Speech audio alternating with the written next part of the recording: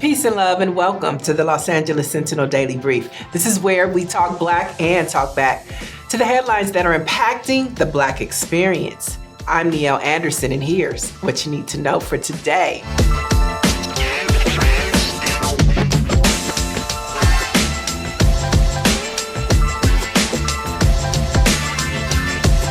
Tyler Perry will write and direct Netflix 6888, a World War II epic about the efforts of the only all-Black, all-female battalion.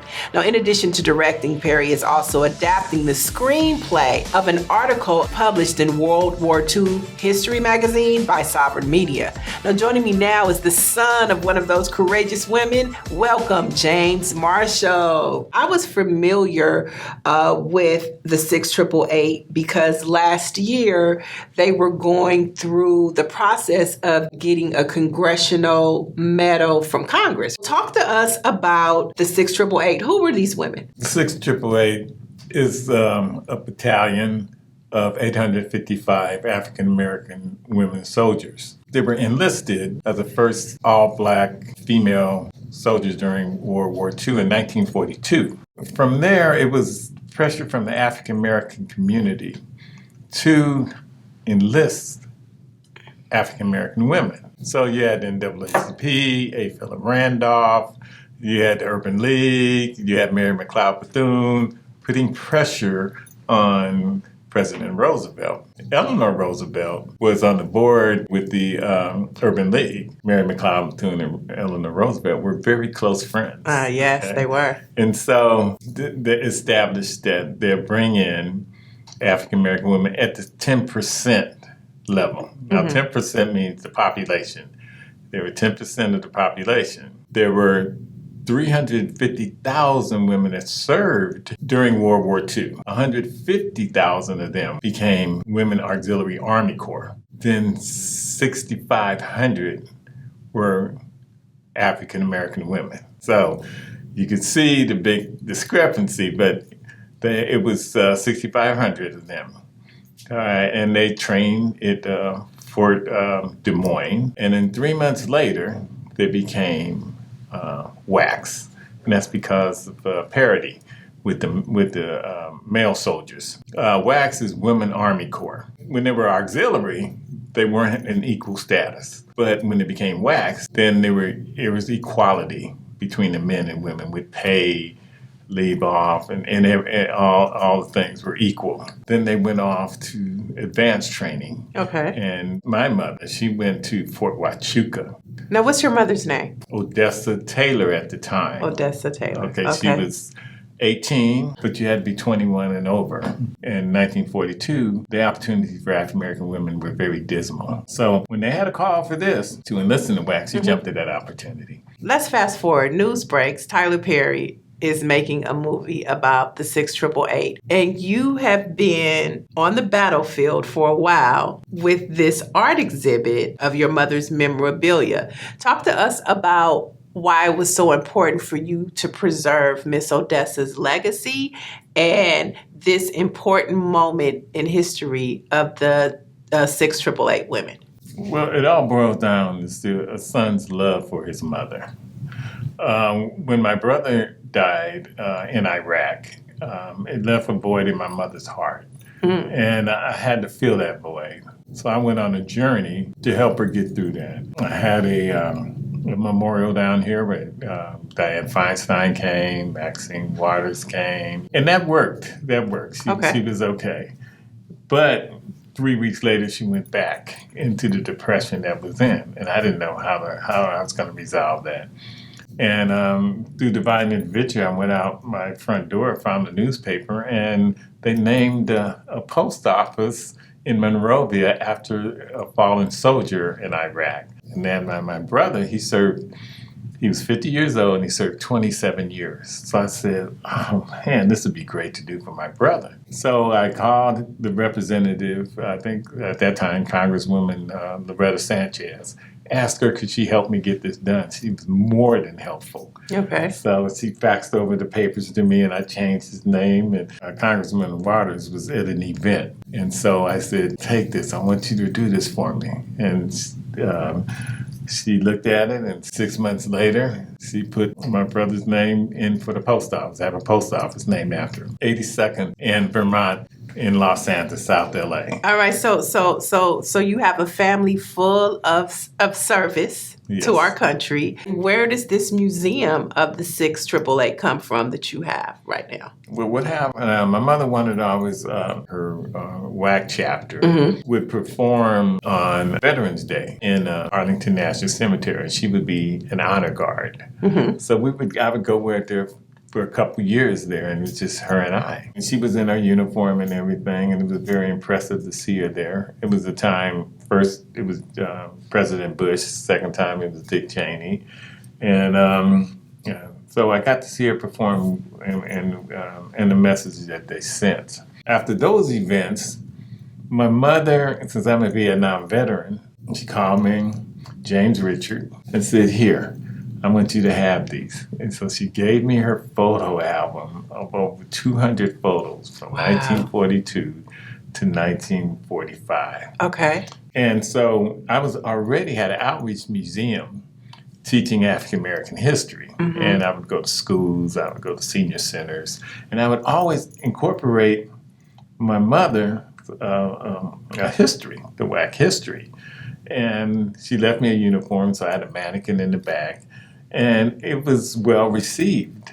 And I told my mother, right, when she was going to pass, as she gave it to me, she said, James Richard, I want you to teach this. I want you to teach it. I said, hey, it's good with me. I'll teach it. And so now, since I've been teaching it for 10 years, it's to the point now that since they've been awarded the Congressional Gold Medal, it just ballooned. Where is Congress at with actually awarding the families? And there's 2 living survivors, right? I think it's 4. It's 4. Okay, so 4 living survivors, and of course the families. When is the ceremony going to happen for this Congressional Gold Medal?